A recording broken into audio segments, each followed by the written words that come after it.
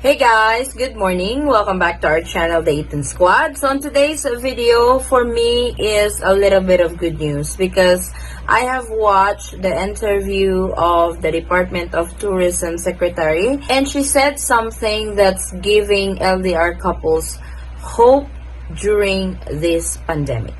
Details coming well.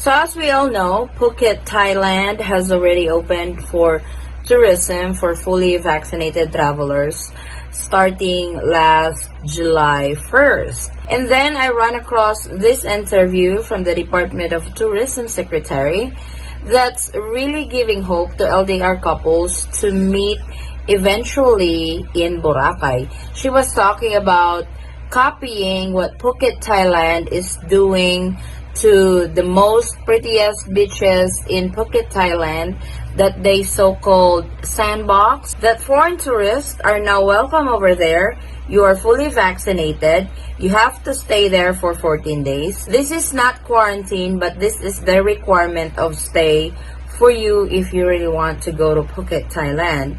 So if you think about it, if it's quarantine, where else you want to be quarantined? Of course, in paradise, right? But this has brought to the attention, especially to LDR couples, because if Boracay is going to copy what Phuket, Thailand is doing on their sandbox, there is a good chance that international tourism will be welcome in the country, especially fully vaccinated. So let's all listen to the interview of the DOT Secretary with Karen Davala. In fact, in Thailand, it's still 14 days except for Phuket. In Phuket, it's pwede nang fully vaccinated, but because Phuket has vaccinated more than 70% of their population. Pero you can only stay in Phuket for that 14 days. That's why it's quite important talaga to restart tourism. Yes. And you know, I always say it over and over again. Kami naman, when we push for the restart of tourism, more because ang daming nawalan ng trabaho. I have stakeholders saying, baka naman hindi nga kami mamatay sa COVID, pero mamatay naman kami sa gutom. Tama. Or paano namin ipapaaral ang mga anak namin. And by the way, we cannot restart tourism kung wala naman go signal ng mga doktor. Sa IATF, they really play a very big role. Mm-hmm. So, for example, nung March, di ba? That was already Holy Week. That was the peak season of tourism. Pero when the doctor said no travel from NCR Plus, we had to follow. We still, at the end of the day, we follow the doctors. But of course, hindi mo naman mawawala sa akin, Karen. I keep pushing to restart. But of course, when the doctors say hindi pwede, hindi pwede.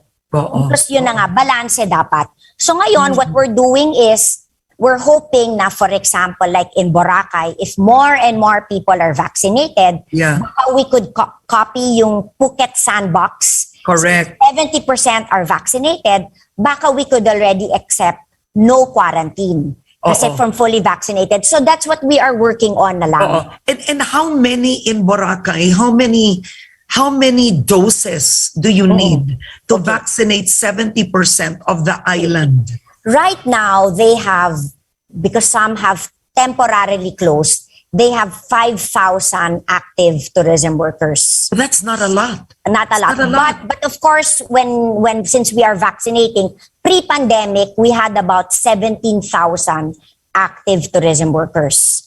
The residents are 23,000. But then we are, of course, we're looking at the tourism workers. Kasi sila yung ka-face-to-face ng mga tourists. And the tourism workers, kasama dito yung mga na sa airport, sa seaport, bankero, pedicab drivers, masahista, or Yeah. yung mga nagbebenta sa beach. Ng shells. Yun, Yeah. ng shells, yon kasama yon sa 17,000 pre-pandemic. But right now, since some are temporarily closed, 5,000. But then, by today, tomorrow, we've already vaccinated 3,000. We started Wednesday. They were able to vaccinate 3,000 in 5 days. We're giving 3,000 doses today. So we, Sec Vince and Sec Charlie have committed to keep giving every month. Hopefully that 17,000, I hope bumalik sila para magkatrabaho ulit. Oo. Will be vaccinated, I hope, within the month. So there's really a little bit of hope over there, and they are working on it. They are trying to vaccinate the population of Boracay, at least the tourism department, to have it 70% vaccinated like Thailand did, and hoping that they could welcome international tourism in Boracay, just like Phuket, Thailand is doing. So I think this is what the Department of Tourism is working at the moment.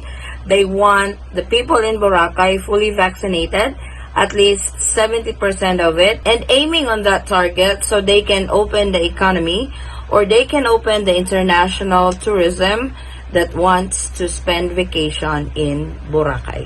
This is actually a good idea on what the Department of Tourism is doing. And this would really give hope to those foreign tourists who really wants to visit the Philippines and see the love of their life, the LDR couples that has been so affected by this pandemic. If this happens, if Boracay is really going to mimic what Phuket, Thailand is doing, there is a good chance that foreign tourists will be welcome again in the Philippines, particularly in Boracay. So what do you guys think of this news? Do you think this is doable? Do you think Boracay is able to vaccinate 70% of the population so they can open for international tourism again and revive the economy because of the pandemic? I am really hoping that this will push through, because this is a way LDR couples can finally meet and be with each other who has been separated for such a long time because of the pandemic.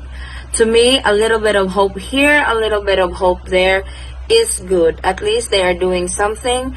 At least they are really serious in opening the economy. As you can see on her interview, she really wants to open up the economy, especially the international tourism.